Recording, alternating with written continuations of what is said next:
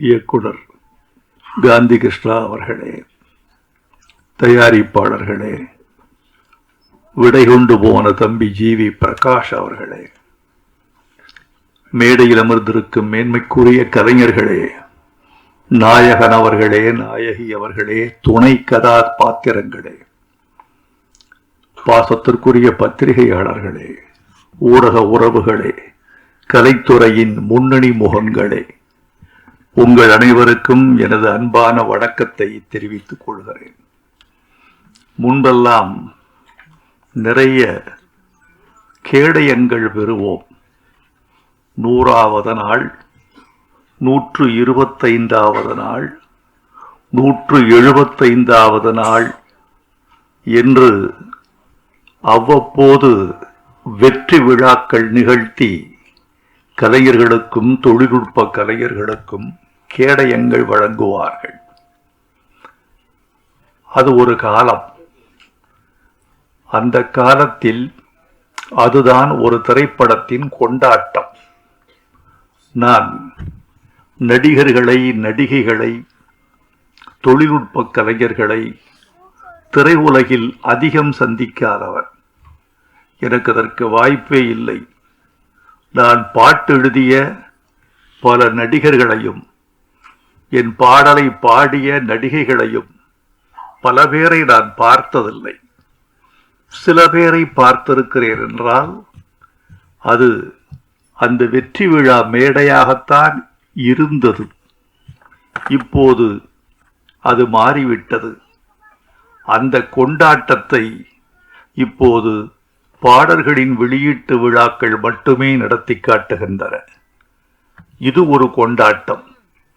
நம்மை நாம் அறிமுகம் செய்து கொள்வதற்கும், நம்மை நாம் நலம் விசாரித்துக் கொள்வதற்கும், ஓ இவர்தான் அவரா என்று புரிந்து கொள்வதற்கும் இந்த மேடை பயன்படுவதாக நான் நினைக்கிறேன்.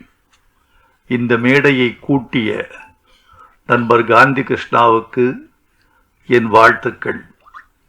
எவ்வளவு நேரம் வேண்டுமானாலும் பேசலாம் என்று தொகுப்பாளர் எனக்கு ஒரு சுதந்திரம் கொடுத்திருக்கிறார். அது உங்களை எவ்வளவு பாதிக்கும் என்பது எனக்கு தெரியும். அதனால் அவர் கொடுத்த சுதந்திரத்தை இந்தியாவின் சுதந்திரம் போல் நான் தப்பாக பயன்படுத்த மாட்டேன். நான் சரியாக பயன்படுத்தி எண்ணி சில நிமிடங்களில் என் கருத்துக்களை பதிவு செய்து விடைபெற வேண்டும் என்று ஆசைப்படுகிறேன்.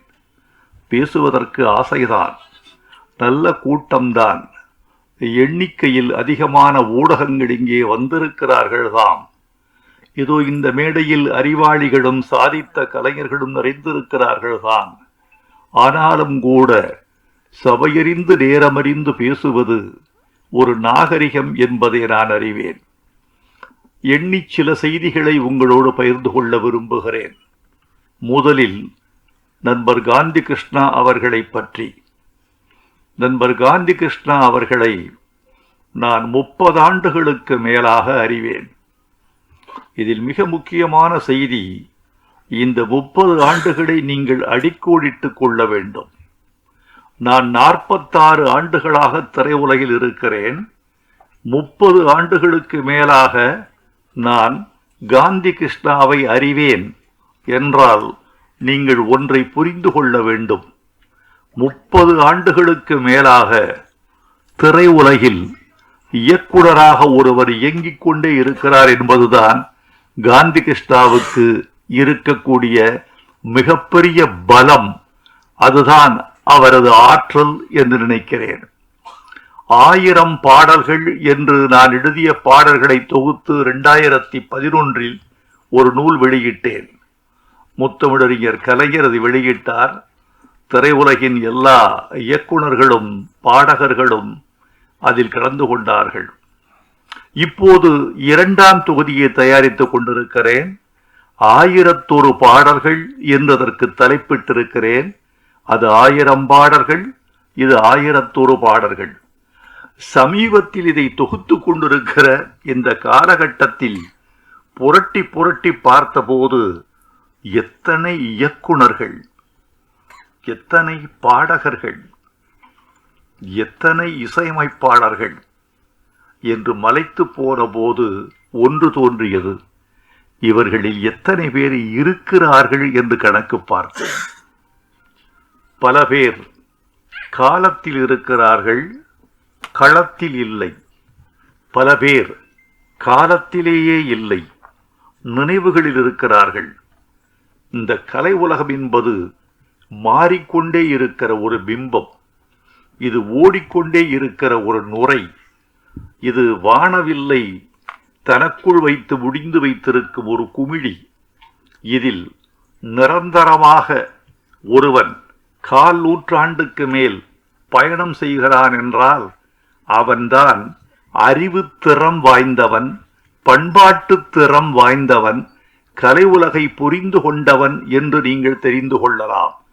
இந்த 3 பெருமைக்கும் உரியவர் என் அருமை நண்பர் காந்தி கிருஷ்ணா என்று நான் உறுதியாக நம்புகிறேன். காந்தி கிருஷ்ணா 30 ஆண்டுகளுக்கு பிறகும் பிரேக்ஃபாஸ்ட் என்ற ஒரு ஆங்கில தலைப்பை வைத்துக்கொண்டு உங்களுக்கு ஒரு படம் கொடுக்க வந்திருக்கிறார் என்றால் அவருடைய கால நீட்சியை நான் போற்றுகிறேன். ஏனென்றால் பெரியவர்களே, முன்பெல்லாம் ஒரு கலைஞன் 25 ஆண்டுகள் அதிகபட்சம் கோலோச்சுவான். அப்படி 25 ஆண்டுகள் முடிந்த பிறகு அவன் மெல்ல மெல்ல ஓய்வு பெறுவான். அவன் மூளை மங்கிவிட்டது என்று பொருள் அல்ல, உடல் ஓய்ந்து விட்டது என்று பொருள் அல்ல. ஏன் ஒரு மனிதன் கலை உலகிலிருந்து ஓய்வு பெறுகிறான் அல்லது ஒதுக்கப்படுகிறான் என்றால் அது அவன் மீது கொண்ட பிழை அல்ல, அவனது திறமை குறைவு அல்ல. ஒரு சமூகம் அவனை விட்டு முன்னே போய்விட்டது என்று அர்த்தம். ஒரு சமூகம் இயங்கிக் கொண்டே இருக்கிறது. சமூகம் என்பது ஒரு உயிரி, அது தன்னை கடந்து போய்கொண்டே இருக்கிறது. அந்த சமூகத்துக்கு பின்னால் அதன் வாளை பிடித்து கொண்டு, காலை பிடித்து கொண்டு, தோளை பிடித்து கொண்டு ஒருவன் பயணப்பட்டு கொண்டே இருக்கிற வரைக்கும் அவன் கான்டெம்பரரி என்று சொல்லக்கூடிய நிகழ்கால தன்மையில் இருக்கிறான். ஆனால் பல பேர் காலத்தை தவற விட்டு விடுகிறார்கள். காலம் மாறுகிற போது தானும் மாறிக்கொள்ளாதவனை காலம் கருணையில்லாமல் விட்டு போய் விடுகிறது. ஆனால் என் நண்பர் நம்முடைய காந்தி கிருஷ்ணா தன்னை புதுப்பித்துக் கொண்டே இருக்கிறார். அவரோடு பேசினால் நேற்றைய சம்பவங்களையும் பகிர்ந்து கொள்ளலாம், நிகழ்கால சம்பவங்களையும் பகிர்ந்து கொள்ளலாம். செயற்கை நுண்ணறிவு, ஆர்டிபிஷியல் இன்டெலிஜென்ஸ் என்று சொல்லக்கூடிய இந்த செய்யறிவு 2900 என்ன நிகழ்வுகளை காட்டும் என்ற உண்மையையும் அவர் தெரிந்து கொள்ளலாம். தன்னை புதுப்பித்துக் கொண்டே இருக்கிற மனிதர், நல்ல கலைஞர் காந்தி கிருஷ்ணா. அவர் செல்லமே என்ற படத்திலிருந்து அவரோடு நான் இருக்கிறேன், என்னோடு அவர் இருக்கிறார் என்று சொல்வதெல்லாம் பிழை. அவரோடுதான் நான் இருக்கிறேன் என்பது உண்மை. ஏனென்றால் அவர்கள் நினைத்தால் எந்த கலைஞருக்கும் வாய்ப்பு கொடுக்கலாம். ஆனால் அவரோடு நான் இருக்கிறேன் என்பதனால் என்னை அவர் பயன்படுத்தி கொண்டே இருக்கிறார் என்பதுதான் உண்மை. அவர் குறித்து ஒரு செய்தியை உங்களோடு பகிர்ந்து கொள்ள வேண்டும். இயக்குனர் சங்கர் ஒரு முறை அவரை அழைத்து கேட்டேன், உங்களோடு பணியாற்றிய நம்முடைய காந்தி கிருஷ்ணா என்னோடு பணியாற்ற வந்திருக்கிறார், அவர் குறித்து உங்கள் கருத்து என்ன என்று கேட்டேன். அப்போது சங்கர் சொன்னார், சார், அவர் அண்டர் எஸ்டிமேட் பண்ணிடாதீங்க. காந்தி கிருஷ்ணா எப்படிப்பட்டவர் என்றால் என்னை விட களத்தில் திறமைசாலி என்று எனக்கு சொல்லி அவர் பெருமையை உணர்த்தி காட்டினார் சங்கர். என்னை விட திறமைசாலி, களத்தில் பணியாற்றுவதில் வல்லவர் என்று சொன்னார். அப்படி தன்னுடைய குருநாதரால் நல்ல கருத்து சொல்லப்பட்ட ஓர் இயக்குனர் காந்தி கிருஷ்ணா. காந்தி கிருஷ்ணாவை பற்றி, இந்த படத்தை பற்றி ஒன்று சொல்லி நான் விடைபெற வேண்டும் என்று ஆசைப்படுகிறேன். இதில் அவர் கையாண்டிருக்கிற கருப்பொருள் இருக்கிறதே, பழையதாகாத கருப்பொருள். இது நேற்று வெளிவந்திருக்க வேண்டிய படம். சில படத்தை பற்றி சொல்லுவார்கள், இது 1987 வெளிவந்திருக்க வேண்டிய படம் என்று சில படங்களை சொல்லுவார்கள். சில படங்களை இது 60களில் எடுத்திருக்க வேண்டிய படத்தை 2026 இவர் எடுத்திருக்கிறார் என்று தள்ளிவிடுவார்கள். சில படங்களுக்கு இன்னும் மோசமான விமர்சனம் வரும்.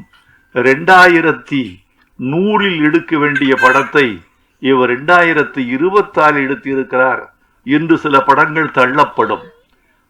கால ஒப்புமை, ரெலவன்சி என்பது ஒரு கலைக்கு மிக முக்கியம்.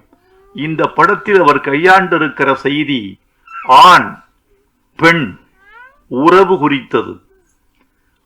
ஒரு ஆண் பெண்ணை புரிந்து கொள்வதும், ஒரு பெண் ஆணை புரிந்து கொள்வதும், ஆண் என்ற வர்க்கம் உள்ள வரைக்கும், பெண் என்ற வர்க்கம் உள்ள வரைக்கும் இருக்கவே செய்யும்.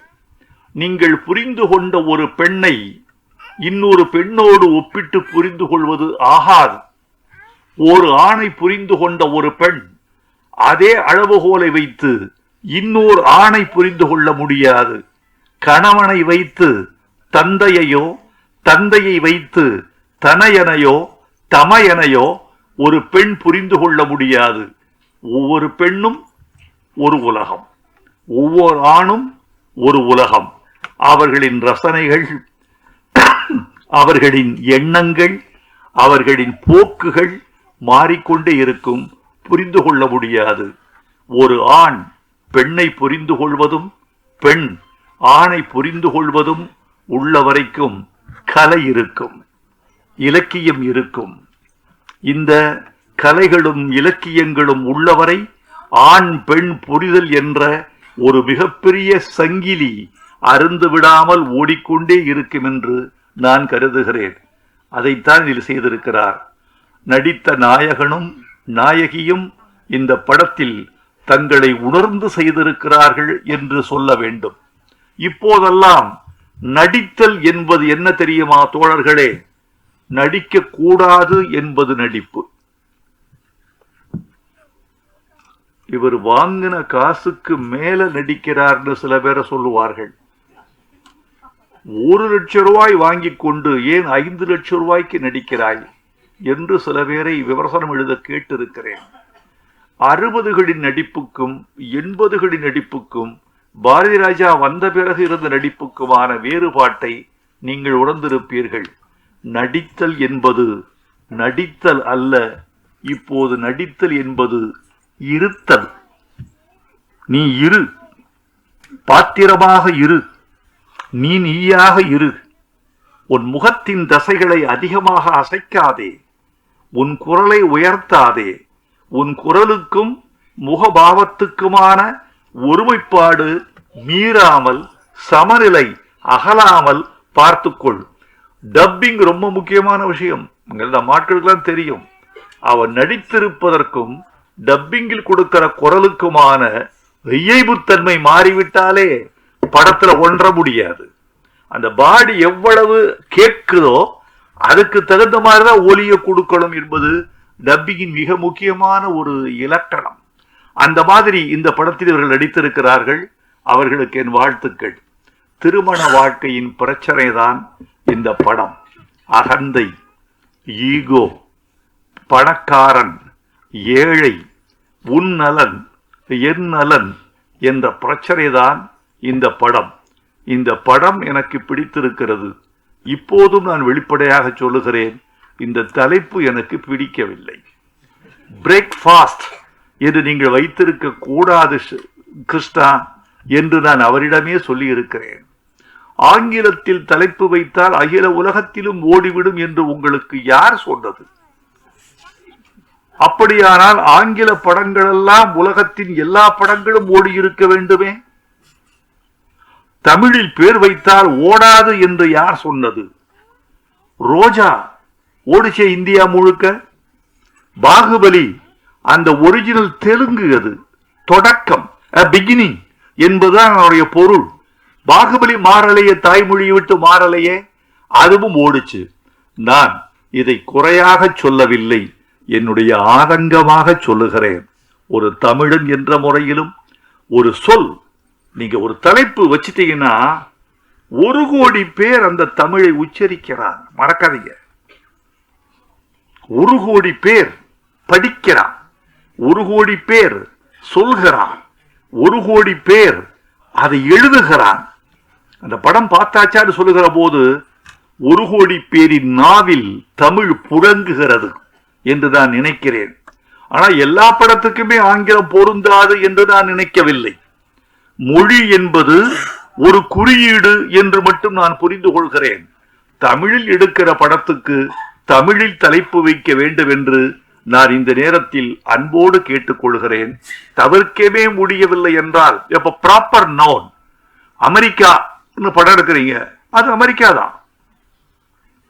மருந்துகளின் பெயர்களை ஆஸ்ப்ரோ, அனாசின், பேனசைட் ஃபோர்ட், மாண்டல்சோர் என்கிற பெயர்களை எப்படி நீங்கள் தமிழ்படுத்துவீர்கள்? அதெல்லாம் ப்ராப்பர் நவுன், அது அப்படித்தான் இருக்கும், அது அப்படித்தான் சொல்ல வேண்டியிருக்கும். ஆனால் டாக்டரை நீங்கள் மருத்துவர் என்று சொல்வதில் உங்களுக்கு ஒரு தடையும் இல்லை. எ மேன் என்பதை ஆண் என்று சொல்வதில் உங்களுக்கு ஒரு தடையும் இல்லை. எனவே புழங்கக்கூடிய சொற்களை தமிழ் படங்களுக்கு பேர் வைக்க வேண்டும் என்று நான் அன்போடு கேட்டுக்கொள்கிறேன். திருமணம் என்பதை பற்றி ஒரு சொல். இந்த படத்துடைய பிரச்சனை அதான். திருமணம் செய்து கொண்டது தப்பா சரியா?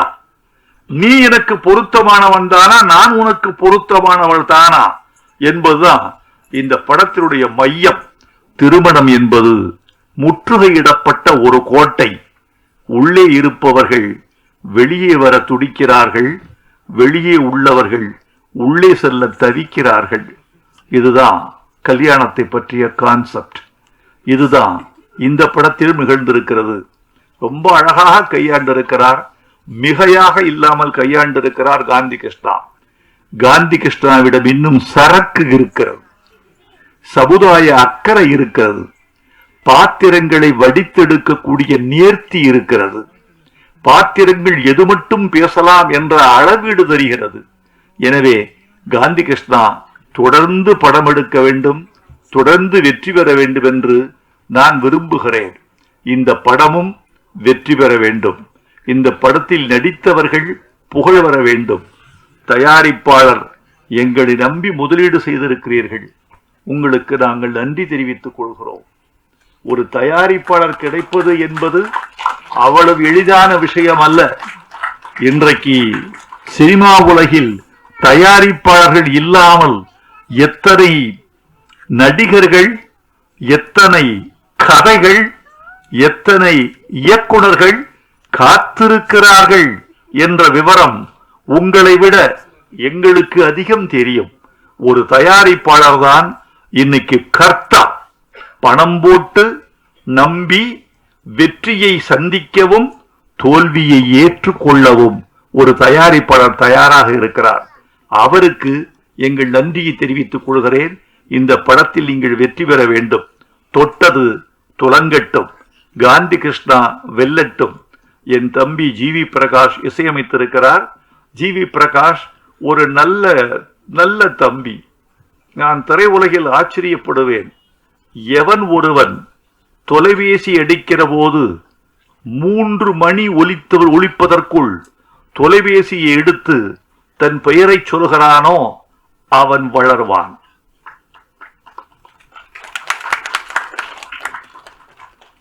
மூணு ரிங்ல எடுத்துருங்க.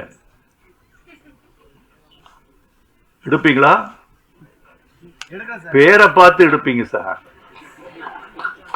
பெண்பாலா இருந்தா 2 ரிங்ல எடுத்துருவீங்க. அதல்ல என்னன்னா, எவன் ஒருவன் 3 ரிங்ல எடுக்கிறானோ அவன் அச்சமற்றவன், அவன் கடன் வாங்காதவன், அவன் வீரன், அவன் யோகியன், அவன் நேர்மையாளன். நான் குளிக்கும் போதும் தூங்கும் போதும் தவிர 2 சத்தத்தில் எடுப்பேன். நீங்களும் எடுத்து பழகுங்கள். வெல்வீர்கள். இந்த படமும் வெல்லட்டும். நன்றி.